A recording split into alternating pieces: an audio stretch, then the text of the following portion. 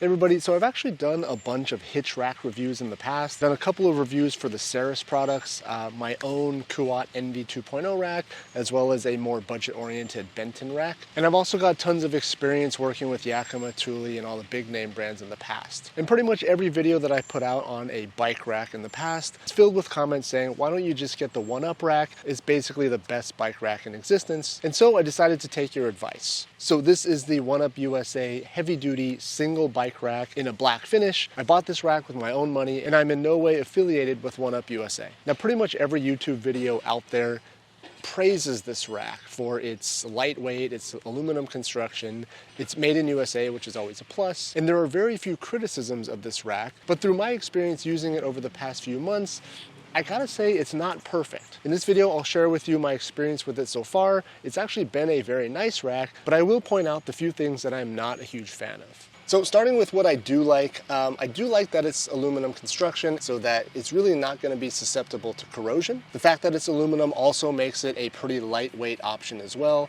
Now I'm not comparing apples to apples here because this is the first single bike rack that I've used, but I have lifted the 2-bike version of this rack in the past, and it is substantially lighter than some of the plastic and steel Ceres racks that I've tried in the past. The version that I have here is a 2-inch hitch, and one of the things that I like is that there's actually a slot cut out in the hitch mount which allows you to adjust the depth of the rack in the hitch receiver while also still being able to put a lock through it and make sure that no one's going to walk off with it. Now there's not really a function of the 1UP rack itself, but I actually like with the single bike rack that I can actually open the hitch to my car without having to lower the rack first. It also doesn't get in the way of the rear view camera as some of the other 2-bike racks would have. As far as build quality, I think it's a very high quality product.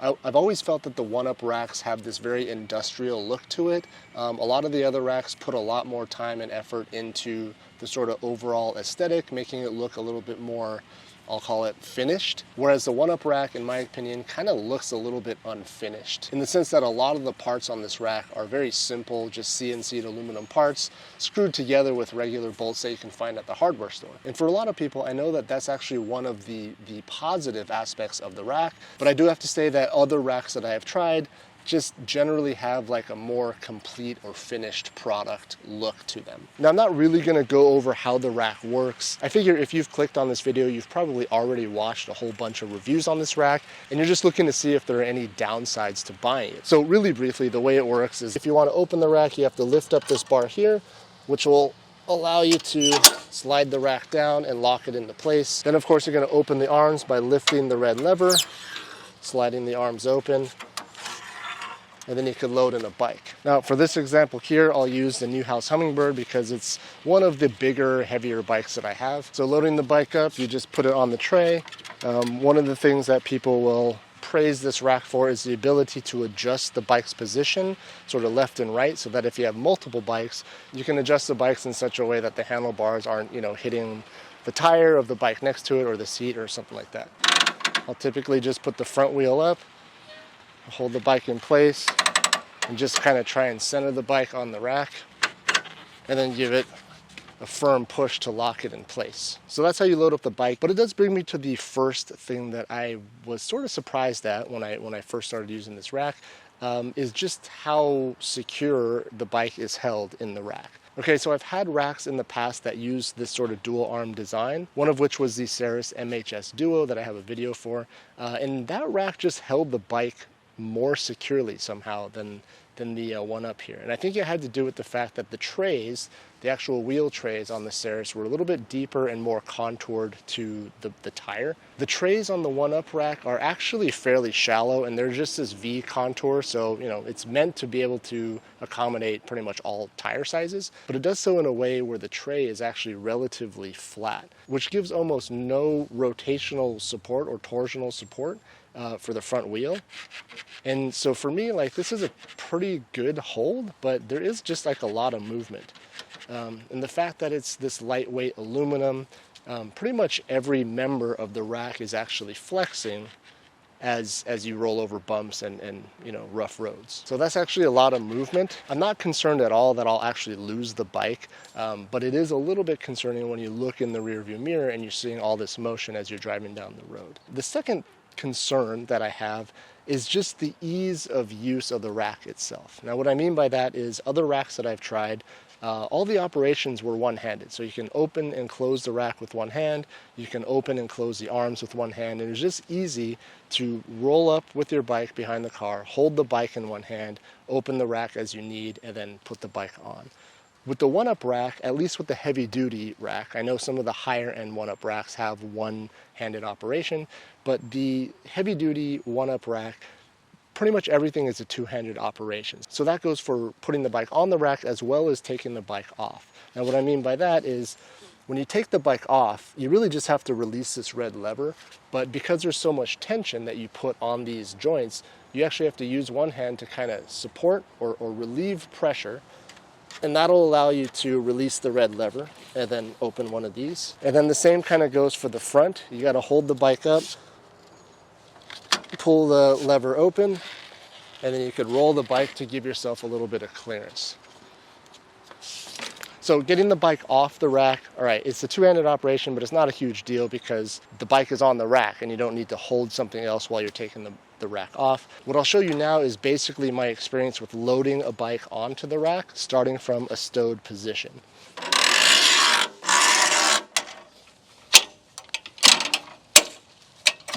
Okay, so done with the ride. I want to load the bike on the rack. So I've got the bike in my hand, but the first thing is in order to open the rack, you need two hands. So if you're lucky, you can get the latch bar to pull up on both sides using one hand if you pull exactly in the middle. But my experience is one side always pulls up before the other. And so you kind of need two hands to pull both sides of this latch bar up. And then you've got to hold it in place as you use your other hand to pull the rack down into place. So that's one two-handed operation. You can't open these arms with one hand either. So you've got to release the red lever, hold it open as you open one of the levers. And so I've just got the bike leaned on my side for right now. And you've got to hold this other one open.